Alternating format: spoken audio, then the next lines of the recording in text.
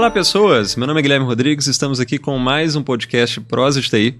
Hoje com um convidado muito especial que é até o responsável por eu estar aqui hoje, né? Quem me levou para a área de TI. E, enfim, hoje ele atua como head de tecnologia, já tem experiência também com docência. Marco Polo, muito obrigado por ter vindo, é uma honra você estar aqui. Eu estou aqui hoje por sua causa e todas as conexões que eu fiz e que eu trouxe aqui para o podcast começou lá em 2006, que na verdade eu conhecia o seu primo, e aí teve esse networking e a gente começou a trabalhar junto. Muito obrigado por ter vindo, é uma honra você estar aqui. Beleza, Guilherme, eu que agradeço, é uma honra ver, né, que eu pude participar do seu crescimento profissional, da sua trajetória profissional, fico honrado e feliz que você, né, chegou tão longe e tem muito ainda a galgar aí de sucesso nessa nova empreitada que você está investindo. Obrigado, vamos caminhando um passo de cada vez. Isso aí. Bom, começar com a pergunta que eu sempre começo. Como que a TI chegou na sua vida? Como é que foi o percurso profissional e também acadêmico? Beleza, tecnologia, assim, desde criança eu sempre fiquei muito curioso, né, para entender o funcionamento das coisas, principalmente de computador, e aí eu ganhei um PC na época e comecei a tentar descobrir como que aquilo funcionava, o que estava por detrás daquilo, aí despertou interesse, e aí eu comecei, então, a ler mais material. Depois que eu concluí, né, o ciclo de escola básica, eu entrei na faculdade, né? No início eu entrei num curso mais voltado para somente de desenvolvimento de software, era um sistema de informação na época, era na Newton Paiva. Só que aí depois eu queria algo mais profundo. Eu gosto muito de entender o funcionamento das tecnologias, né? Então eu optei por fazer uma transferência, fazer um novo vestibular e ir para a área o curso, né, em graduação em ciência da computação, lá na UniBH. E aí então fiz a minha trajetória, fiz a formação em ciência da computação e ao mesmo tempo formando, como é uma área que demanda muito profissional, acabei em paralelo à formação, iniciando também a minha trajetória profissional, a qual atuei no primeiro momento com desenvolvimento, né, de sistemas, e na época estava surgindo a tecnologia .NET, né, essas plataformas que facilitam o desenvolvimento de software. Então atuei, né, desenvolvendo software voltado para a web, né? A gente utilizava lá tecnologia web para desenvolver os sistemas, né? .NET, ASP.NET, etc. Era ASP.NET com C#, no caso, né? Tá. E aí, então, depois de estar lá né, atuando nesse primeiro emprego, que era basicamente uma empresa que desenvolvia software, né, voltado para uma empresa multinacional, teve uma oportunidade de eu trabalhar desenvolvendo software, mas desenvolvendo um RP para a área hospitalar. E aí eu ainda concluindo a minha formação, não tinha me formado, vi uma grande oportunidade, né? Você desenvolver um RP, assim, a gente já tinha hospitalar, isso, né? E a gente via que já tinha vários ERPs já consolidados. Então, você participar de um projeto de um novo RP seria algo muito marcante, né? E poderia oferecer e proporcionar crescimento profissional. Então era para a área hospitalar, ingressei, né, na empresa, mas aí de lá eu comecei a desenvolver o software e vi várias deficiências do ponto de vista de gestão de tecnologia da informação. Então no primeiro momento eu atuei, né, trabalhando e desenvolvendo software, mas aí logo a coordenação e a gerência de TI da empresa já me proporcionou que eu também trabalhasse atuando em outras frentes, que não só desenvolvimento de software. Aí comecei a atuar na parte também de infraestrutura, na parte mais de organização dos processos que a TI precisa para deixar os serviços, né, ativos e disponíveis para os usuários internos e externos. E aí que eu cheguei nessa história. Né? Isso, e aí gente montando o time, fazendo uma expansão do time de TI, fazendo uma implantação e uma revitalização tecnológica na empresa, estávamos, né, precisando de muitos profissionais. E aí foi que, né, a gente teve a grata satisfação de contratar e né, introduzir nesse mundo aí de tecnologia que Foi ali que eu tomei a decisão para graduação, porque até então ali eu estava com 3 anos e meio que eu havia terminado o ensino médio, mas não sabia o que fazer, não tinha perspectiva de carreira e etc. E lá eu vi, existe desenvolvimento, existe infraestrutura, redes, conectividade, servidores, e a gente começou a trabalhar. Eu lembro que a gente fez a implantação do... Nossa, eu não vi isso em nenhum outro lugar, só lá. O Microsoft Virtual Server 2005. Não tinha nem a Hyper-V ainda. E aí fui para a infraestrutura. Mas segue aí. Mas enfim, então, lá também foi, né, uma grande... Um desafio grande ali. Desafio, uma grande empreitada, implantar sistema e, em paralelo, fazer todo o redesenho da parte de infraestrutura, rede, servidor, enfim... Foi muito interessante e foi dali, então, que, né, você foi introduzido e eu também me despertei para um outro lado da tecnologia, que é o lado da gestão. Aí eu comecei e percebi o quão carente é a área de tecnologia com gestão. E aí, eu concluindo a minha graduação, eu fui e iniciei, né, uma especialização, um MBA em gestão e governança e tecnologia da informação, lá na Universidade Federal de Lavras. E aí, desde então, eu fiz a transição, saí um pouco da área técnica, nunca larguei a área técnica, gosto muito da área técnica, aprofundo, estudo muito a área técnica, mas aproveitei esse gap, essa necessidade que as empresas têm, principalmente empresas que não são de tecnologia, de carência, né, de fazer uma gestão eficaz dos processos de TI que precisam estar, né, como se diz assim, bem... consolidados para que os ativos e os próprios serviços de TI estejam disponíveis sempre. Então, nesse paralelo, né, da graduação e pós-graduação, eu fiz uma mudança também de empresa, aí eu fui para uma outra empresa para fazer implantação de RP. E aí segmento educacional, né? Isso, fui para o segmento educacional, ali eu já fui como gestor de TI, já fui como gerente, na empresa anterior eu estava ainda a nível de coordenação, entrei com desenvolvimento, fui para coordenação, e aí saindo da empresa do segmento hospitalar, eu fui para a área de educação já no cargo do principal executivo de TI da empresa, né, e do segmento educacional.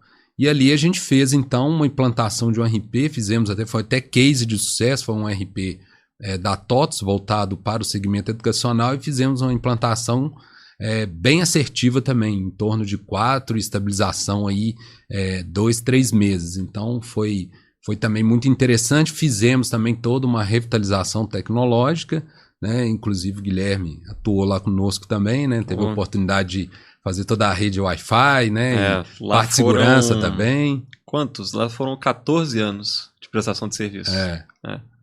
Isso mesmo, nossa. Muito tempo. Mas aí teve estruturação de rede, de Wi-Fi, de servidores. Isso. Foi amplo lá. E aí, nessa oportunidade, a gente tinha esse case de sucesso de implantação do RP, como o segmento educacional e na unidade que eu estava fazia parte de uma rede. Aí eu fui convidado para também fazer parte de uma comissão ou de um comitê que iria unificar o sistema de gestão integrado, né, o RP, em todas as escolas desse grupo educacional. E assim, então, eu fiz, e após, né, a conclusão desse projeto, que também foi um projeto de sucesso, eu fui convidado a fazer uma transição de carreira. Eles me ofereceram, né, que eu administrasse, né, uma das unidades, a unidade a qual eu iniciei, e aí eu fui, então, ser diretor administrativo. E aí o interessante foi que eu trouxe a bagagem de TI, tanto da questão técnica e tecnológica, como também o conhecimento profundo dos processos que foram automatizados no sistema RP. Então, levei isso para a área administrativa como um diferencial, tive que fazer uma formação, fiz uma especialização na Fundação Getúlio Vargas de desempenho e performance empresarial, até para ter o linguajar e saber comunicar com outros pares, né? Visto que eu não era nativo da área administrativa, né? Implementei vários processos que são necessários para o funcionamento do negócio, mas eu não entendi, assim, não tinha uma fundamentação muito sólida. Então, achei necessário e importante buscar. E aí desenvolvi também essa outra habilidade, né? Então conheço muito de gestão empresarial e que faz uma grande diferença, né? Ou soma muito na nossa caminhada e trajetória até atual, a qual, né, depois de encerrar esse ciclo na gestão administrativa à frente de uma unidade escolar, eu comecei a fazer de novo uma transição de carreira. Aí eu estava indo para a linha consultiva, né, ligando muito tecnologia e negócio, então estava começando, foi a época que surgiu e deu um boom, né, das ferramentas de analytics, né, o Power BI e o... A gente implementou lá o ClickView. O ClickView, né, inclusive foi também um projeto que a gente implementou lá nessa passagem que eu tive na área educacional, foi um dos primeiros, né, BIs, né, voltado para a área educacional, com o propósito de medir a performance do desempenho acadêmico, né, do aluno. Então foi também um projeto muito interessante. E aí ligando, né, essa experiência que eu tive com o ClickView, experiência administrativa, conhecimento de tecnologia, eu falei, aí despertou também uma outra possibilidade, né, vou atuar também, né, na área de negócio, mas agora o conhecimento que eu adquiri de negócio eu vou colocar nessas ferramentas de analytics. Na época eu tinha escolhido o próprio Power BI, porque inclusive na escola lá depois a gente implementou o Power BI, acabamos não seguindo com o ClickView e fazendo uma revitalização de todo o BI já em cima do Power BI. E aí nessa minha consultoria comecei a consultoria numa distribuidora farmacêutica. Então lá o desafio era prover informações, né, para tomada de decisão, era muito fragilizado, era muito relatório, era muito segmentado. Então a gente fez um primeiro trabalho, entregamos um primeiro trabalho, só que nessa consultoria que eu estava, né, à frente, ou trabalhando, oferecendo essa consultoria, eu fui indicado para uma outra consultoria em uma startup. Aí nessa startup, a pessoa, hoje o meu atual chefe, me entrevistou e viu, não, estou buscando uma pessoa mais de início de carreira, mais júnior, só para construir alguns indicadores aqui que a gente precisa para fazer medição do desempenho do negócio. Mas aí foi um papo que a gente foi conversando, ele foi vendo meu currículo e aí despertou interesse nele, pela minha trajetória profissional, em fazer uma oferta para me compor ou ingressar nessa startup. E aí ele viu a oportunidade de eu fazer a gestão dos projetos que ali teriam na startup voltado para a tecnologia. E aí então eu entrei nessa startup com o desafio de consolidar um aplicativo que é voltado para a mobilidade urbana. Né? Ele se propõe a vender créditos para acesso ao transporte público. Então tem um aplicativo que roda nas duas plataformas. E em paralelo construir uma plataforma de gestão de benefícios também voltado para a mobilidade urbana. O benefício do crédito para acesso ao transporte público, mas na linha de, como se diz, de benefício do trabalhador do ponto de vista de obrigação, né, da empresa de ofertar o deslocamento, o meio de transporte para ele se deslocar da sua casa para, né, o trabalho e vice-versa. Então entrei nessa startup e aí, assim, a startup é um mundo à parte, né? É um outro universo. É um outro universo. Vamos falar um pouquinho dele. E aí cheguei nessa startup, estou lá até hoje, já se passaram 2 anos, né? Estamos, inclusive, encerrando mais um ano, né? Um ano também que foi de grandes conquistas para a startup. E aí estou aí, assim, gostei muito porque eu tive várias transições da minha carreira, né? Saí da área muito técnica de desenvolvimento, fui depois para a área mais de gestão, dentro da própria tecnologia, depois fui para a área gestão do negócio, do em si, negócio, né? Diretoria. Isso, depois, né, tava indo para uma área mais de consultoria, falei, acho que eu vou ficar mais em consultoria, não estou muito disposto a passar aquelas noites virando sistema, ativando rede, enfim, né? Mas aí na hora que me veio essa proposta da startup, eu falei, poxa, seria interessante, né? Eu me atualizar de uma forma intensa e acelerada, que é, né, o universo startup. Né? E a gente sabe, o modelo de computação em nuvem ele mudou totalmente a forma como as empresas hoje consomem tecnologia. Então, assim, é um mundo, né, que nós construímos lá atrás que hoje é totalmente diferente.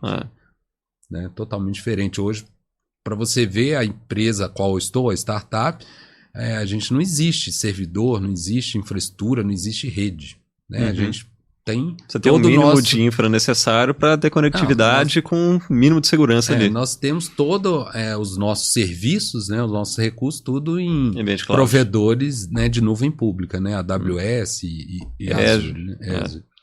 Legal. E nessa transição, né, que acho que foi a mais impactante, digamos assim, né? Porque você teve as transições em termos de nível hierárquico, mas dentro de um segmento que você já estava atuando ali, né? E agora teve uma transição mesmo de modelo de negócio, sabe? De um mais corporativo para um que é totalmente acelerado, né, do universo startup. Quais foram os maiores desafios nessa transição? O que você viu que é muito diferente e, consequentemente, o tipo de perfil profissional que é demandado para esse universo que é diferente? Eu te falo assim, acaba que a gente, né, ao longo da nossa trajetória, a gente vai adquirindo experiências, né? E a gente tenta, diante dessas experiências adquiridas, tentar colocar ali à disposição para a gente fazer essa transição de uma forma mais assertiva e mais suave. Mas, assim, startup é um mundo bem à parte. Então, eu te falo assim, que uma coisa que eu acredito muito é no conhecimento e no estudo. Então, tive que de imediato, né, me atualizar assim, e ler bastante, fazer bastante cursos, né, para mim ter uma curva de aprendizado muito rápido que o negócio exige, e inclusive para mim conduzir, né, os projetos a qual então eles me passaram para administrar. Né, e mim. Sempre metodologia ágil. Né? E aí sempre metodologia ágil. Não, no universo de startup não tem como não trabalhar com ágil, porque tudo é imprevisível, tudo é uma interrogação. A gente sabe um ciclo ali de 2, 3 meses. Depois tudo pode mudar de acordo com o apetite do investidor, de acordo com a oportunidade de negócio, porque a startup é um sonho, né? Existe uma ideia, existe um ideal, um propósito, e a gente conecta, né, pessoas que acreditamos que vão, né, comungar desse sonho e vão ajudar a construir esse sonho. Só que para a gente consolidar esse sonho, né, caminhos eles são mudados a todo momento. Não existe um planejamento rígido, né? Planejamento é aonde tem uma oportunidade de negócio para consolidar o nosso negócio. E esse é o direcionamento. Tanto que eu falo nas equipes, trabalhamos em uma startup, então nós não podemos nos deixar impactar com, por exemplo, um desenvolvimento que a gente fez de uma feature nas nossos serviços ou nas nossas plataformas que não foi no ar. Era uma ideia, era um propósito, surgiu uma oportunidade, mas depois aquilo não se fez concretizar. Esse é o modelo. Então a gente tem que saber se adaptar. E aí, como que o ágil ajuda? O ágil ajuda nos pilares, né, de transparência, na questão da gente programar ciclos curtos, e programando esses ciclos curtos a gente consegue fazer toda uma análise, né, como que foi a implementação ou a entrega, trabalhar assim, não com datas fixas, né, mas com estimativas, né, de ciclos que a gente vai entregar e que são necessários num determinado instante de tempo. Então, assim, se não existisse o ágil, realmente não existiria startup, porque os modelos até então eles são muito determinísticos, né? São aqueles planejamentos com datas fixas, rígidos. A gente tem sim datas, tem metas, mas elas são mais assim... flexíveis, né? Mais flexíveis, elas são mais maleáveis, a gente consegue ajustar.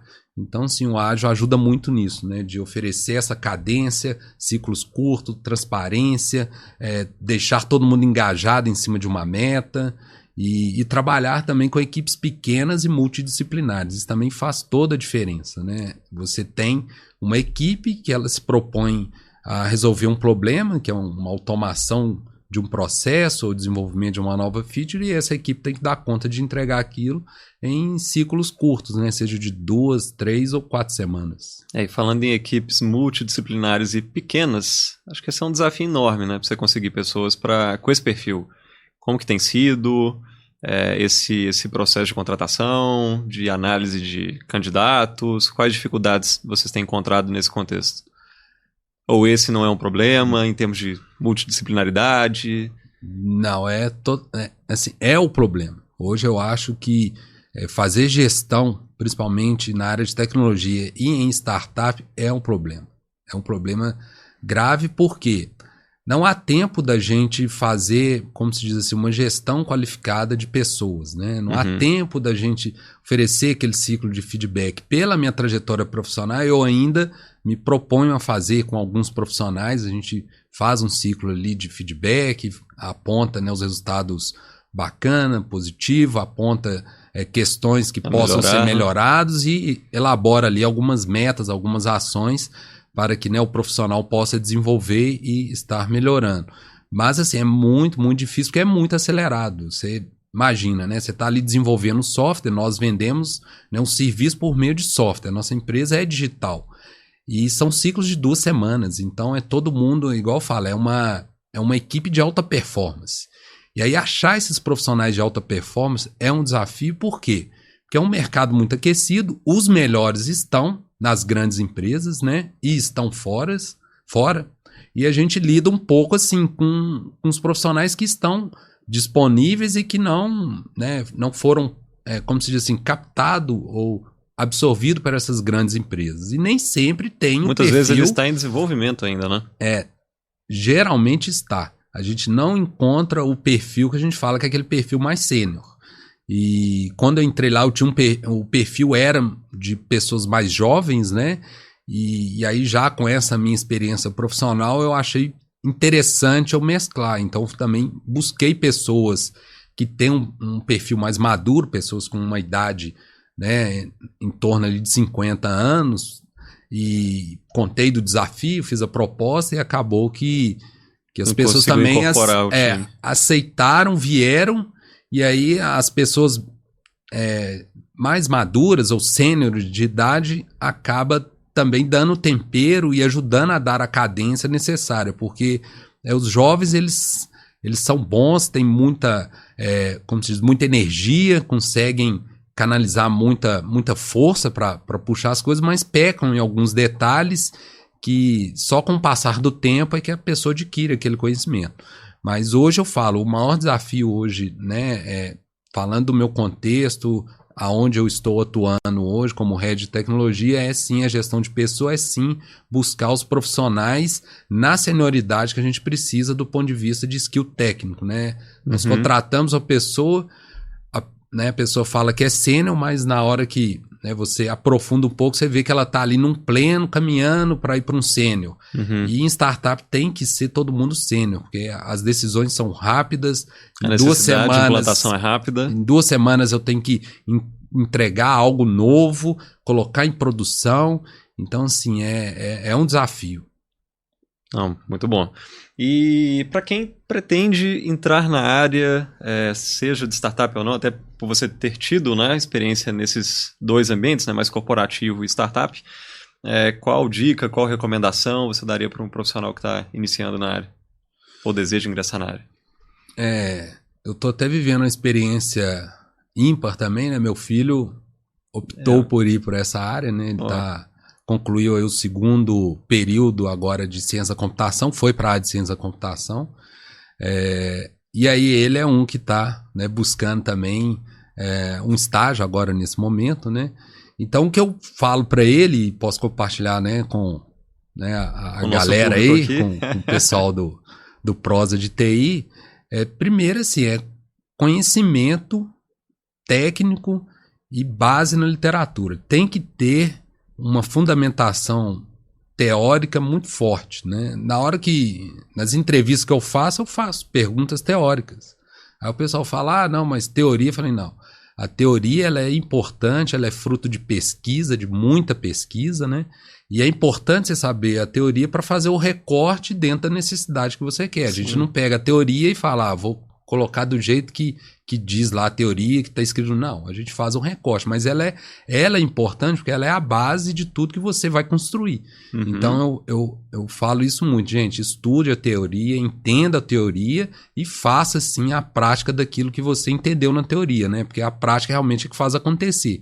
Mas você entender os conceitos fundantes, conceitos básicos da área de computação, né? Igual a gente fala muito para quem vai para o mundo de desenvolvimento de software, conhecer lá a parte de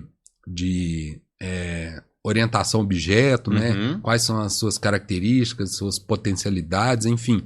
Isso é muito importante. Esse é fundamento para desenvolvimento. É igual quando eu ia lecionar em redes, gente, modelo OSI. Se você não souber modelo OSI, você não é profissional de redes. E aí o pessoal fala, mas aquilo lá... Não, meu amigo, é importante porque na hora do detalhe... Na hora de resolver o problema... Na hora de resolver o problema, você vai te dar luz. E aí tem muita gente que peca um pouco nessa questão mais teórica, mais de fundamentação, e aí a gente vê isso refletindo na entrega final. Né? Então a gente vê algumas coisas né, que a gente pega lá, que as pessoas desenvolvem e fala, cara, se o cara tivesse um pouquinho mais de conhecimento, ele não faria isso.